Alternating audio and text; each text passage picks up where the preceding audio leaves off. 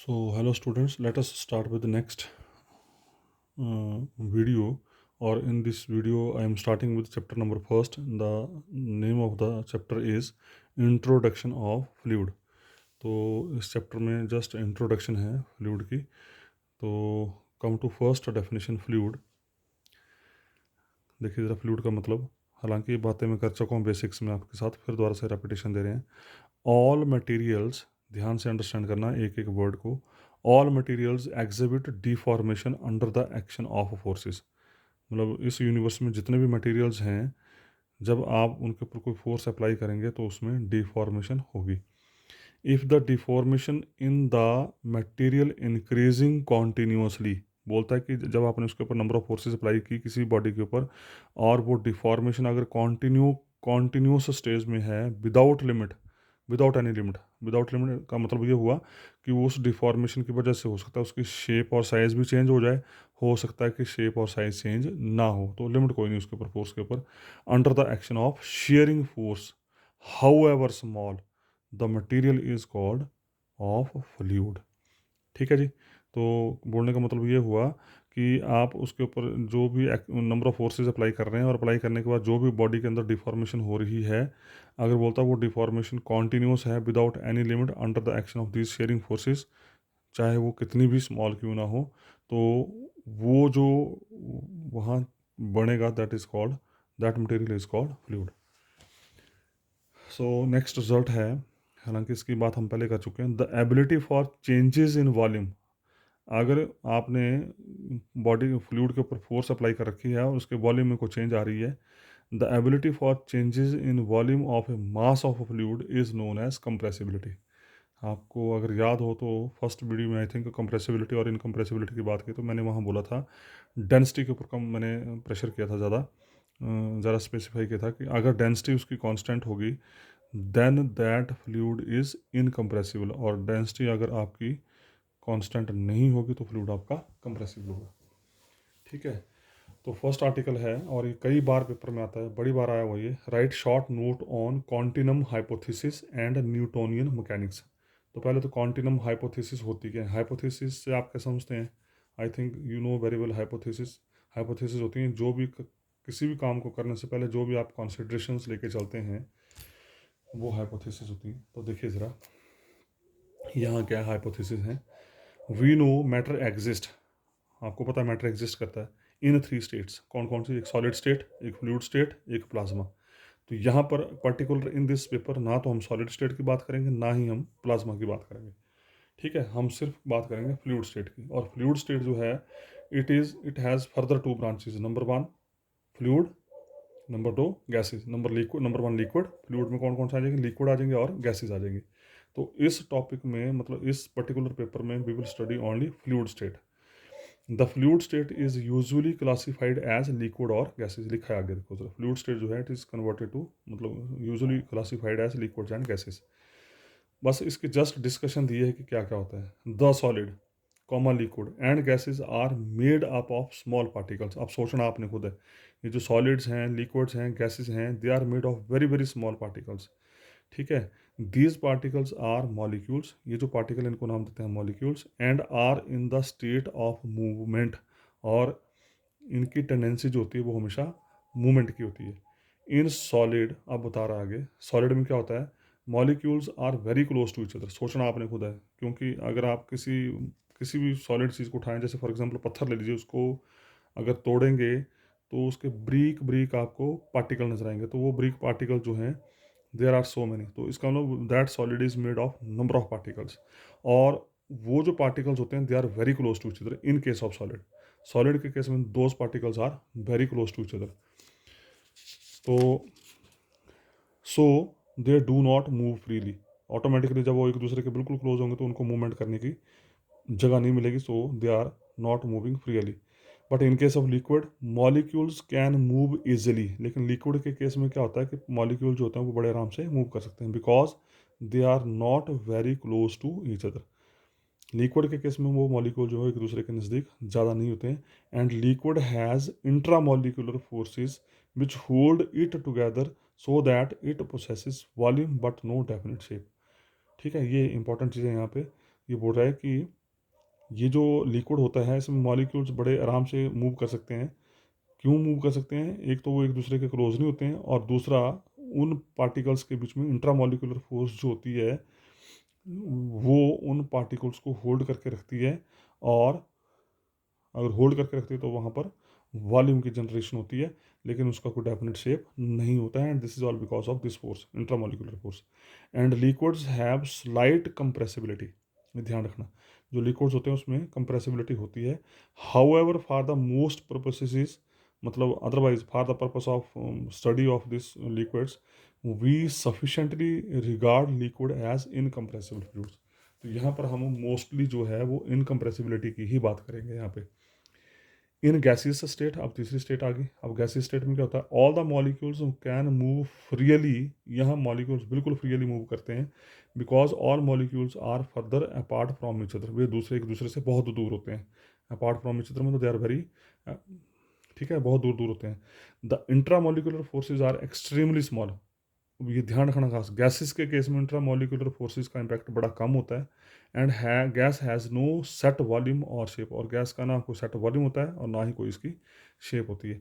A gas will fill any container into which placed, तो ठीक है, and is therefore known as a highly compressible fluid, this is very important. तो जो आपके liquids हैं they are treated as incompressible fluids, but जो gases हैं they are treated as compressible fluid, याद रखना आपने। इसका मतलब आज के बाद जहाँ जहाँ पर एक्सपेरिमेंट में गैसेज की बात होगी तो वो कंप्रेसिबल फ्लूइड होंगे, और जहाँ पर लिक्विड्स की बात होगी वहाँ पर आप इनकम्प्रेसिबिलिटी की बात करेंगे। At the microscopic level, the description of the motion of the fluid involves the study of behavior of all the discrete molecules. ये देखा गया माइक्रोस्कोपिक लेवल पे, which makes up the fluids. All it means that smallest fluid particles are considered, मतलब all over जो निचोड़ है इसका, जो स्मॉलर पार्टिकल्स हैं फ्लूइड्स के, दे आर कंसिडर्ड और studied uniformly over the whole volume and treat the matter as continuum. तो उसका मतलब जिन भी हम पार्टिकल्स की स्टडी यूनिफॉर्मली करेंगे पूरे वॉल्यूम के अंदर, उसको नाम दिया, उस मैटर को नाम दिया, दैट इज कॉल्ड कॉन्टिनम। और ये जो ऑल ओवर आपने बातें की, this is called continuum hypothesis. ये आपकी हाइपोथेसिस थी, जैसे सॉलिड में इंट्रामोलिकुलर फोर्सेस कितनी होती हैं, लिक्विड में इंट्रामोलिकुलर फोर्सेस कैसे होती हैं, गैसेज में इंट्रामोलिकुलर फोर्सेस कैसे होती हैं, उसका पार्टिकल एक दूसरे से कितने क्लोज होते हैं, कितने दूर होते हैं, एंड सो ऑन। तो ये जो सारी आपने बातें की, दे आर कॉल्ड हाइपोथेसिस। उसके बाद इसने क्या बात किया न्यूटोनियन मैकेनिक्स की। Further we shall restrict our self to those system where particle velocities are small compared with the velocity of light. अब आगे फर्दर क्या बोल रहा है कि हम अपने आप को कहाँ तक रिस्ट्रिक्ट करेंगे? हम उसी सिस्टम में रिस्ट्रिक्ट करेंगे जहाँ पर पार्टिकल की वेलोसिटी जो है वो वेलोसिटी ऑफ लाइट से बहुत कम होगी, so that relativistic effects are not prominent, ताकि रिलेटिविस्टिक इफेक्ट का वहाँ पर कोई असर ना हो। In other words we confined our self to Newtonian mechanics, इसका मतलब हम जो यहाँ काम करेंगे वो न्यूटोनियन मैकेनिक्स में करेंगे। And shall not evoke the theory of relativity, ठीक है, और थ्योरी ऑफ रिलेटिविटी को हम कोई इवोक नहीं करेंगे।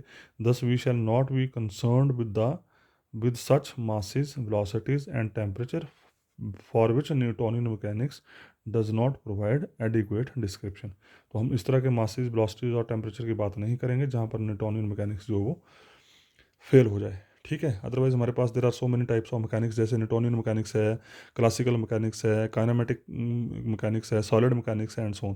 तो यहाँ पर हम इस फ्लूइड जो हम स्टडी कर रहे हैं यहाँ पर सिर्फ और सिर्फ हम न्यूटोनियन मैकेनिक्स की ही बात करेंगे। तो this is all about your this question. So second question है write short note on viscosity. देखो विस्कोसिटी क्या होती है? विस्कोसिटी और इंटरनल फ्रिक्शन, विस्कोसिटी शब्द यूज़ कर लो या इंटरनल फ्रिक्शन शब्द यूज़ कर लो। Each element of fluid experiences stress exerted on it. ये देखा गया एक्सपेरिमेंटली ये कि जो फ्लूइड पार्टिकल्स हैं, हर पार्टिकल की अपनी एक स्ट्रेस होती है जो एक दूसरे के ऊपर डालते हैं by the other fluid elements, ठीक है, एक दूसरे के ऊपर डालते हैं, which surrounds it. We know the their flow of thin liquid such as H2O, thin मतलब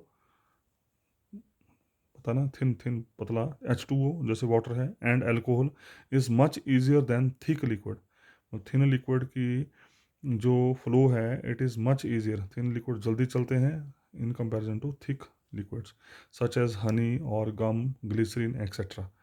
It is thus obvious that each liquid possesses some property. इसका मतलब देखो ज़रा, जो थिन लिक्विड थे उनकी अपनी प्रॉपर्टीज़ हैं, जो थिक लिक्विड है उनकी अपनी प्रॉपर्टीज़ हैं। थिन लिक्विड जो है वो in comparison to thick liquid ज़्यादा फास्ट चलते हैं। तो ये अपनी इनकी प्रॉपर्टीज़ होती हैं, some possesses some properties which control its rate of flow. ठीक है, इनकी अपनी कुछ प्रॉपर्टीज़ होती हैं जो उसके फ्लो के रेट को कंट्रोल करते हैं। तो ये जो property, this is called viscosity. ठीक है, तो जो चीज़ उस फ्लो को कंट्रोल करती है, जो प्रॉपर्टी कंट्रोल को उस फ्लो को कंट्रोल करती है, दैट इज कॉल्ड विस्कोसिटी।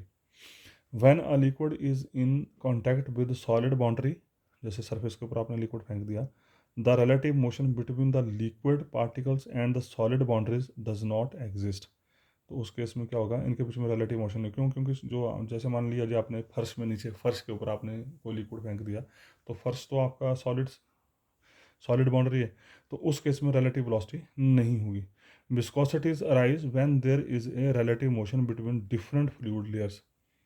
अब विस्कोसिटी बोलता है ये जो प्रॉपर्टी थी जिसकी वजह से फ्लो कंट्रोल हो रहा था, ये तभी राइज होगी जब वहाँ पर दो फ्लूइड लेयर्स के बीच में रिलेटिव मोशन होगा। It is possessed by all real fluids. और ये बात कर रहा है जितने भी रियल फ्लूइड्स होते हैं वहाँ पर ये प्रॉपर्टी पक्का होती है। और रियल फ्लूइड के होते हैं आपको पता है अब।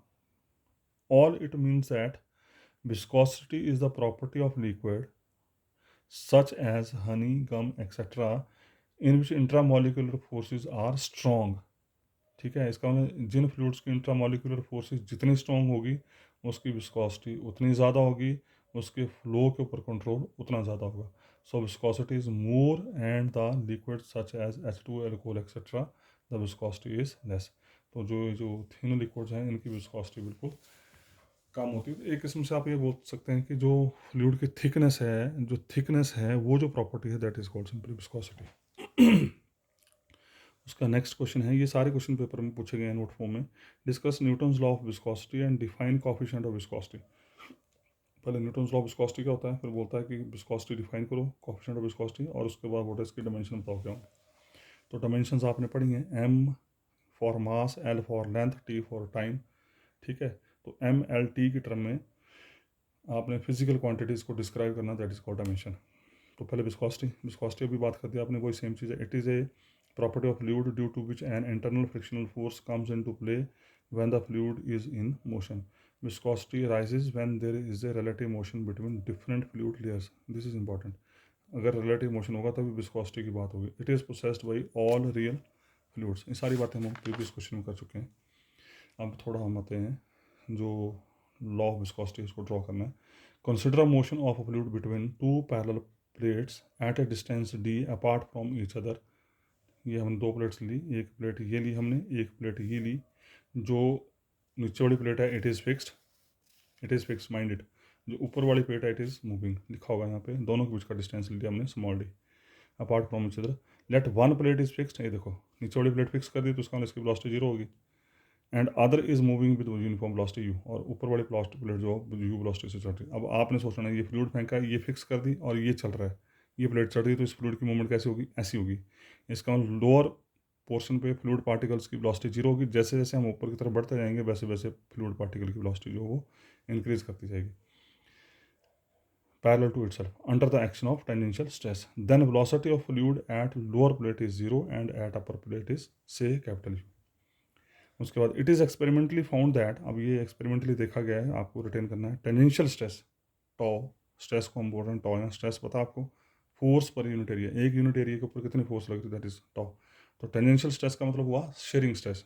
ठीक है, tau is directly proportional to the relative velocity between two plates.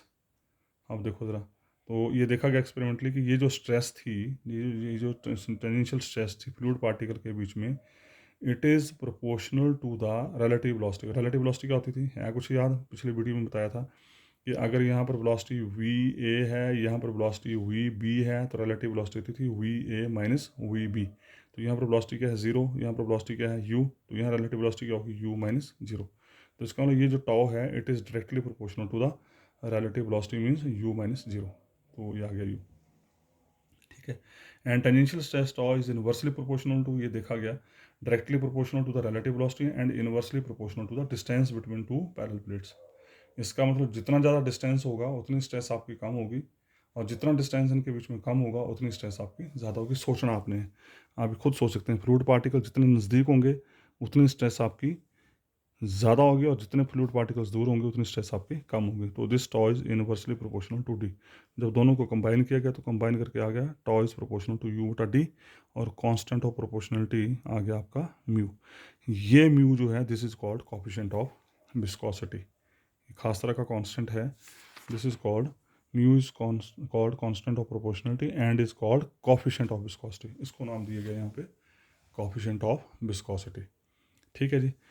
It depends upon the nature of the fluid. अब ये जो म्यू है विस्कोसिटी, ये फ्लूइड के नेचर के ऊपर डिपेंड करती है कि फ्लूइड का नेचर क्या है। इन ऑर्डिनरी फ्लूइड्स, अगर फ्लूइड ऑर्डिनरी है तो there is slip condition on the walls and fluid moves in such a way that every layer has same velocity. ये देखा गया है कि वहाँ पर स्लिप कंडीशंस होंगी, स्लिप वही जो स्लिपिंग होती है ऑन द वॉल्स, वॉल्स के ऊपर स्लिप कंडीशन होगी, और फ्लूइड जो है इस तरीके से चलता है कि हर एक लेयर की वेलोसिटी जो है वो सेम हो जाएगी। So for that let small u the velocity of layer at distance y।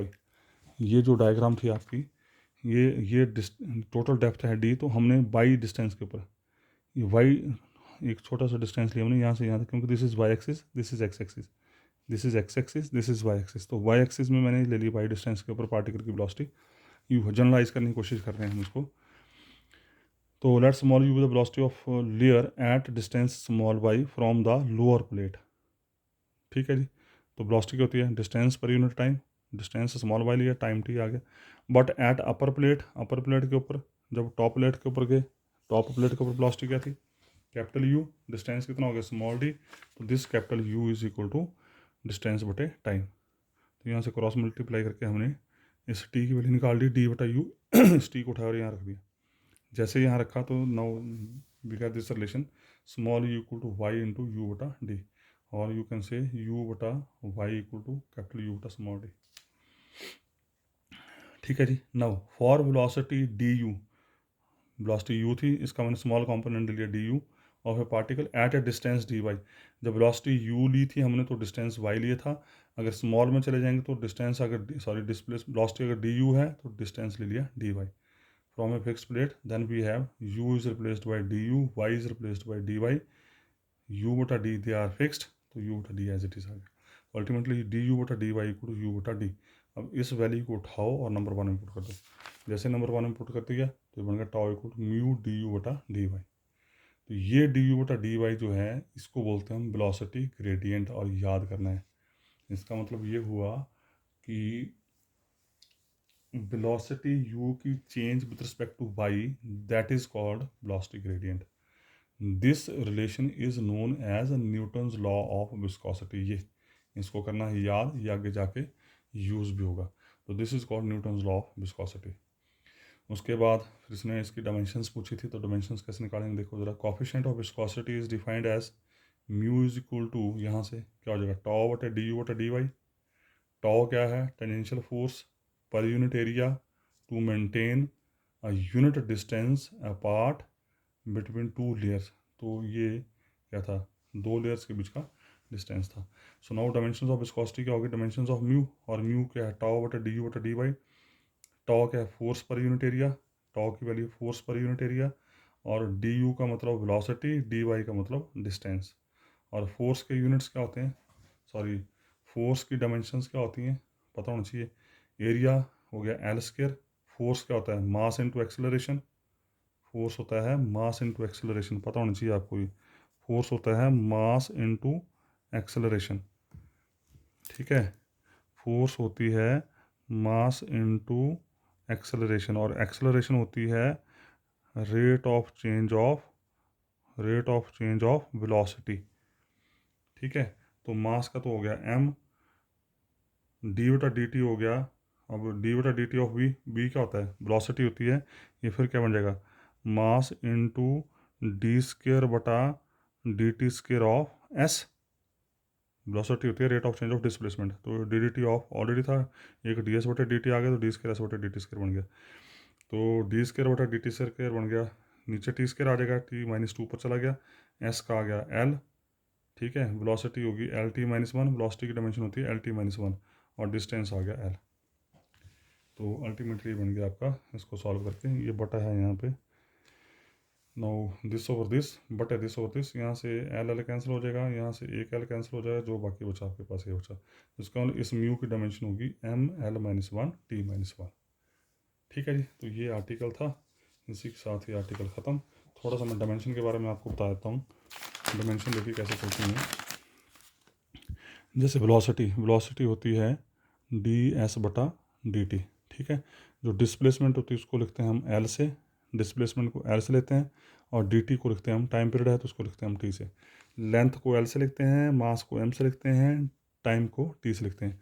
तो ये बन गया lt-1, टी को ऊपर लेके, तो इसका मतलब वेलोसिटी की डायमेंशंस होगी lt-1। अब जैसे मैं यहाँ पर एक्सेलरेशन की बात कर रहा था, एक्सेलरेशन क्या है, सॉरी फोर्स की बात कर रहा था, फोर्स क्या थी, मास इनटू एक्सेलरेशन, और एक्सेलरेशन क्या होती है dv/dt। वेलोसिटी की डायमेंशन क्या आई, वेलोसिटी की डायमेंशन आ गई lt-1, ठीक है। तो वेलोसिटी की और d/dt नीचे में, तो t आ गया नीचे, तो इसकी डायमेंशन क्या बन जाएगी lt-2, किसकी, a की। तो फोर्स की क्या बन गई, फोर्स क्या था, मास इनटू एक्सेलरेशन, तो इसकी डायमेंशन क्या बन जाएगी, एक्सेलरेशन की डायमेंशन ये आई, तो मास इसके साथ जुड़ जाएगा m(l-t-2)। तो this is the way how to calculate dimensions, जो कि आपने +1 क्लास में या +2 क्लास में स्टडी कर रखी हैं, उसका ग्रेजुएशन में भी देखी होंगी, तो you can do easily. So that's all for this topic. बाकी जो नेक्स्ट आर्टिकल है उसको फिर हम देखेंगे नेक्स्ट वीडियो में। So thank you very much.